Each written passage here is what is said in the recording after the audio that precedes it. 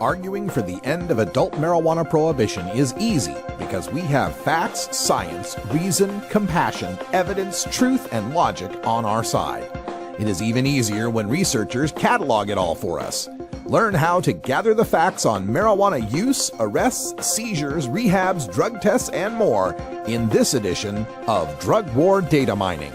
Welcome back, everybody. 22 and a half after the hour, and today in the Drug War Data Mining, we're taking a look at a study on PubMed. And again, if you haven't seen our Drug War Data Mine for a while, you might have missed the link. It's pubmed.gov, pubmed.gov, and it's got a little search feature, or you can visit our chat room where we've got this link to the study already put in. This is a study by Karschner, Dr. Karschner et al., which means a bunch of other folks. And the study is entitled, Do Delta-9 Tetrahydrocannabinol Concentrations Indicate Recent Use in Chronic Cannabis Users? And the idea here was to try to determine if someone went without cannabis, how long, if they went without a week or so, where would their THC readings be? Before we get too far into this, let's make sure everyone understands that what we're talking about in this study are active THC concentrations in the blood. So if you know about P tests for work and they're testing your urine for metabolites, this ain't that.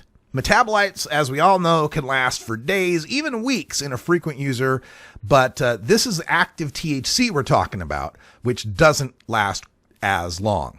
But as you'll see from the data in this study, it's also quite unpredictable and makes it almost impossible for us to come up with any way of measuring the blood to tell how high someone is. In this study, they got 25 frequent long-term cannabis users. They put them into a secure research unit at the National Institute of Drug Abuse under constant surveillance. So we would know for sure that they absolutely were not using cannabis while they were in there. And what they found, they had 9 chronic users with no measurable THC over the 7 days of abstinence, 16 with at least one positive THC, but not necessarily on the first day. And one thing that I found very important, especially given what we'll be talking about in the Radical Rant later on today in the show, body mass index did not correlate well with time until last THC positive specimen. What that means is how fat you are didn't seem to matter as far as how fast or slow you metabolize THC in the blood. So a lot of these speculations by the prosecution in the Ferguson case about Michael Brown being a large man and how much cannabis he had in his system, therefore meant he must have smoked a whole lot of weed, doesn't really play out based on this data. Some people who could smoke a lot of weed might have a low concentration. Some people who smoke a little weed might have a great concentration.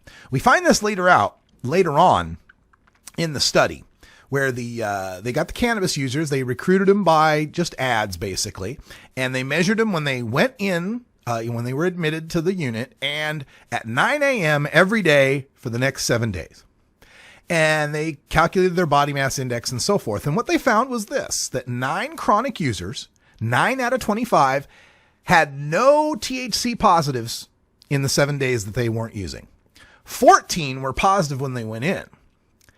And on the 7th day, 6 full days after entering the unit, 6 participants had measurable THC in their system. So 9 people didn't test positive at all. 6 people tested positive even after a week of not using any marijuana. And this is some information that we can find on a table that was provided, and they just label all the participants A, B, C, D, E, F, G, basically. You can see, for example, an African-American male with a 30.5 BMI, that's a pretty pudgy dude, smokes 2 blunts a day and turns up positive almost every day except the 5th and the 7th day. But another African-American, a skinny dude, 21.6 BMI, tests positive almost every day as well, just about the same as the fat guy. Scrolling down further, we find an African-American who claims to smoke an ounce a day. 30-year-old African-American claims to smoke an ounce a day, 25 BMI, so he's about, regular sized dude, right? But he doesn't test positive at all from day 2 through day 7. Then looking at some of the women at 31, 32, and 39 BMI, who smoke anywhere from 8 to 10 blunts a day. One of them's testing negative all the days. Another one's testing positive every day. There is just no correlation when it comes to the blood and how high someone is. In fact, they found that some people, 3 of these people, the diamonds represent their positive test, tested negative and then positive, negative and then positive throughout the study.